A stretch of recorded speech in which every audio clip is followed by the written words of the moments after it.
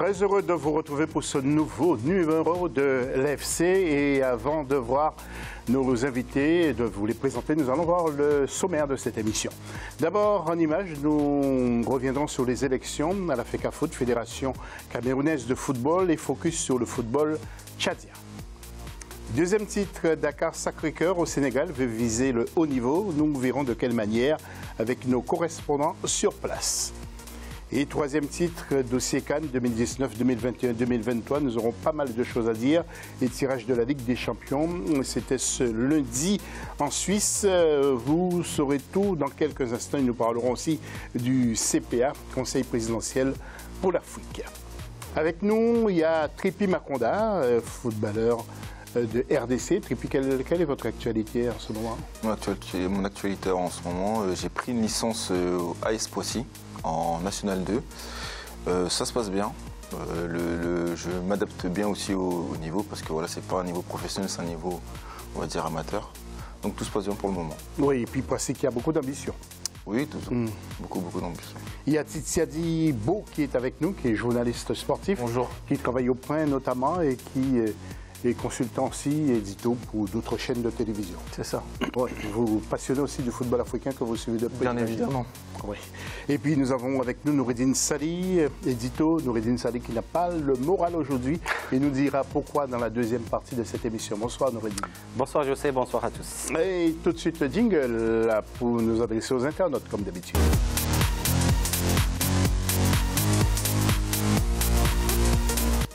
Et que pensez-vous de la gestion des Cannes par la CAF? Vous n'hésitez pas, comme d'habitude, vous allez sur notre Facebook, Africa24 TV, et le hashtag Africa24. Tout de suite, la une de ce magazine-là.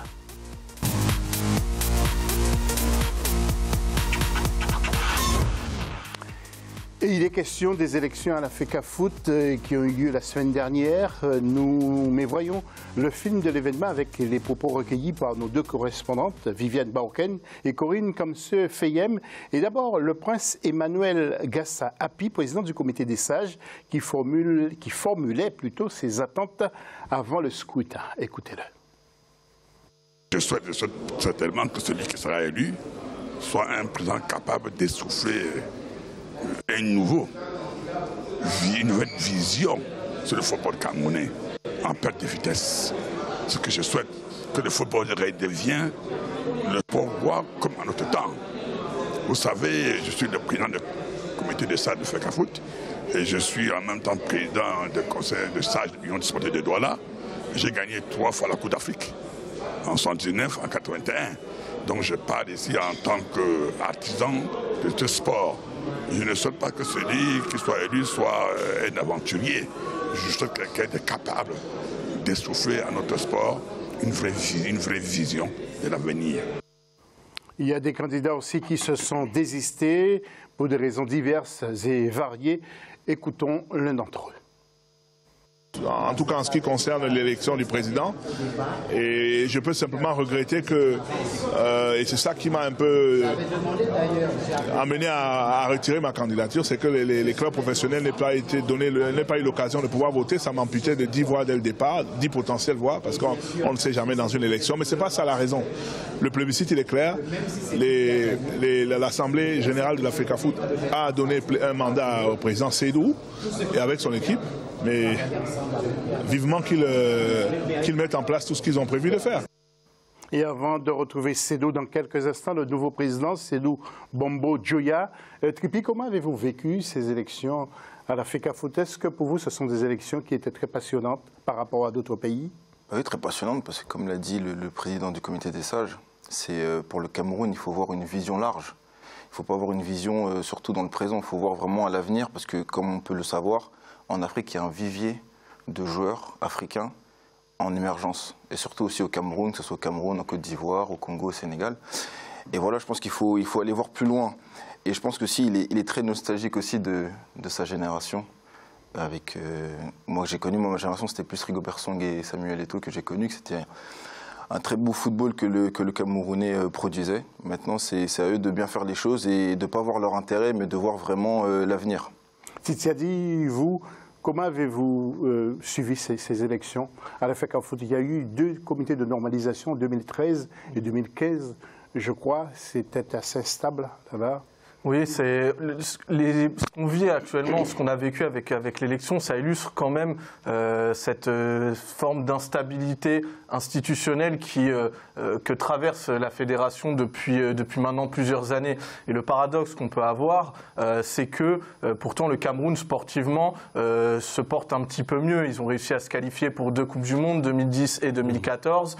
Ils ont remporté un petit peu à la surprise générale la dernière Coupe d'Afrique. Donc voilà, ce qu'on attendait, c'est que cet élan sportif puisse être accompagné d'une certaine prise de conscience au niveau fédéral, au niveau institutionnel, pour essayer de faire un espèce de consensus. On s'est rendu compte que malheureusement, comme souvent dans beaucoup de fédérations, c'était très compliqué, qu'il y avait des intérêts un petit peu divergents. Donc voilà, maintenant que l'élection est terminée, qu'un président a été élu, voilà, il serait peut-être intéressant que chacun se mette autour de la table, parce que le camouflet parce que c'en est un sur le retrait de l'organisation de la Coupe d'Afrique, c'est quand même quelque chose dont il faut tirer les leçons à mon sens. Exactement, nous y reviendrons tout à l'heure. Et avant de retrouver notre éditorialiste Noureddine Salim, écoutons justement le nouveau président de la FECAFOOT, M. Seydou Bombo Djouya. Écoutez-le face à la presse.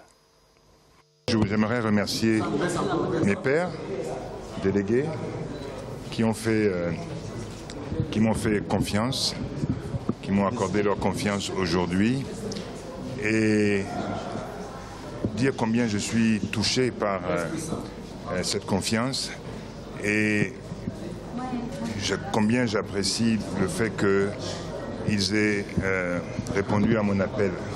Cet appel que j'ai lancé tout le long de la campagne en leur demandant de se joindre à mon projet, d'adhérer à mon projet pour qu'ensemble on puisse, n'est-ce pas, rassembler, rebâtir, reconstruire notre football sur la base de certaines valeurs telles que l'éthique, la bonne gouvernance et puis également la professionnalisation de notre football. Voilà, il a la voix de quelqu'un que je connais très bien. Et puis, c'est pas Seydou, mais juste après le SE, il y a un Y à la place du O. Alors, Noureddine, Seydou Bombo Djouya qui a battu à pleine couture, justement, Joseph-Antoine Bell. C'est quand même une grosse déception pour Joseph, hein, Antoine Bell. Oui, évidemment, ce n'est pas la première pour notre Joe national, enfin, je veux dire continental. C'est la 3e ou la 4e fois qu'il se présente. C'est vrai qu'il était ambitieux, c'est vrai qu'il était enthousiaste avec sa connaissance et avec son expérience planétaire. Je parle de Joseph, mais bon, je pense que maintenant on a débattu pas mal de fois sur le sujet ici sur le plateau. Qu'est-ce qu'on peut souhaiter? Bonne chance à ce président. Et en plus, on sait très bien, on a évoqué... Qu'est-ce qu'a la priorité justement de ce président? Je pense que c'est l'aspect national et interne camerounais. Là, quand on voit l'absence sur l'aspect continental de toutes les équipes camerounaises qui sont soit le Coton, soit le Canon, soit beaucoup de clubs qui étaient des équipes qui jouaient le premier rôle sur le continent, soit sur la Coupe de la CAF, soit sur la Ligue des Champions. Mais l'absence et surtout, on sait très bien que maintenant on fait recours, comme beaucoup d'autres pays, à amener les pépites de l'extérieur. C'est ce qui fait un petit peu l'existence et la suprématie du Cameroun sur l'aspect international ou continental. Mais je pense qu'il y a des pas sur la planche, Monsieur le Président, d'essayer de rétablir un petit peu le vrai football et la formation et surtout l'infrastructure qui manque beaucoup, celle qu'on a évoquée par rapport au retrait de cette dernière CAN. Et malgré tous ces problèmes, le football masculin s'est bien comporté ces dernières années parce que le Cameroun a remporté une CAN récemment. Et puis, les filles du Cameroun aussi sont très bien parce qu'elles ont été en finale de la CAN féminine. Elles ont été battues par le Nigeria. Donc, c'est bien. Oui, non, mais bien sûr. Mais après, c'est comme toujours. On voit un petit peu midi à sa porte. Et voilà, évidemment que les succès sportifs, ils sont là parce qu'il y a des trophées. Mais ça ne doit pas occulter les carences organisationnelles, structurelles, on les a évoquées. Je veux dire, vous pouvez pas avoir des problèmes, des sempiternels soucis de primes, des sempiternels problèmes également par rapport au déplacement des joueurs qui doivent venir en sélection. Je veux dire, là, on était dans une partie où c'était de la politique politicienne, une élection. Voilà, maintenant, c'est terminé. Il faut, voilà, comme je le disais juste avant, trouver cette forme de consensus qui va faire en sorte que le football camerounais s'élève. Parce que les joueurs sont là. Je veux dire, vous avez quand même encore... Alors, c'est pas Rigobert Song à qui tu faisais référence tout à l'heure, ni Samuel Eto'o, évidemment. Mais je veux dire, il y a quand même un certain nombre de joueurs qui évoluent dans des clubs européens. Ça peut être un socle tout à fait intéressant pour voilà, bâtir sur l'avenir et effectivement permettre à des joueurs locaux de monter, d'avoir cette expérience auprès d'un Choupo-Moting, d'un Nkoulou, voilà, y a beaucoup de joueurs qui sont capables, je pense, de partager cette expérience. Et le Cameroun, encore une fois, sportivement, a le vivier pour capitaliser. Maintenant, ce qu'il faut, c'est travailler et travailler surtout de concert. Et c'est là-dessus que le principal doute réside, à mon sens. Merci Tidani pour cette précision. Nous allons partir dans un autre pays du continent, c'est-à-dire le Tchad, où certaines pratiques socioculturelles ne favorisent pas l'essor du football féminin. Dans certaines localités du pays, les filles sont rarement autorisées à jouer au ballon en présence du public masculin. Alors, des pratiques qui persistent en dépit des sensibilisations des autorités et des acteurs du milieu sportif. Reportage de Mahmoud Ramadan, correspondant donc d'Africa 24 au Tchad, et des commentaires avec la voix de Nelly Claude Ebessa. Regardez le sujet. Le poids des pesanteurs socioculturels sur le développement du football féminin est considérable. En dépit de multiples sensibilisations auprès des leaders d'opinion, certaines communautés du pays peinent à admettre que les filles soient exposées dans un terrain de football en présence du public. Nous sommes dans un pays où notre culture empêche certaines filles à pratiquer le sport. Alors maintenant, au-delà de ce respect de culture, nous avons la Fédération tchadienne de football association et le ministère de la Jeunesse et du Sport qui encouragent le sport, la pratique du sport par les filles. Donc aujourd'hui, les filles sont en train de casser ce tabou.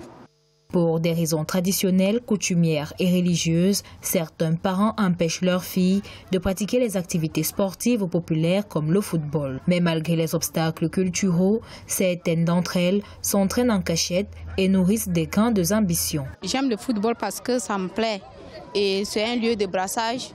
On pratique le sport, c'est pour être en forme avec les amis et se communiquer avec les autres. J'ai établi un emploi du temps que les heures libres, si je me sens un peu libre, que c'est cadré avec le jour d'entraînement, je viens, je fais entraînement avec eux. J'aimerais aller de l'avant et que mon nom soit publié dans tout là où je pars. Au-delà des pesanteurs socioculturelles, le football féminin au Tchad souffre aussi de manque d'encadrement et des infrastructures adaptées pour son développement.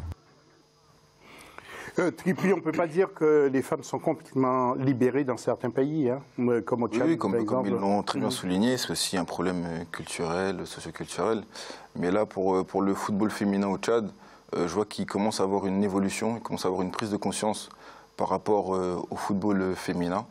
J'ai pu voir qu'il y avait 9 régions sur 23 qui commencent à pratiquer le football féminin. Et je pense que c'est très bien parce que, comme elle l'a souligné la joueuse, ça permet aussi d'avoir une liberté, d'avoir aussi une confiance en soi, de retrouver aussi une certaine éthique de solidarité dans ce sport. Et puis ça leur permet aussi de se libérer du quotidien.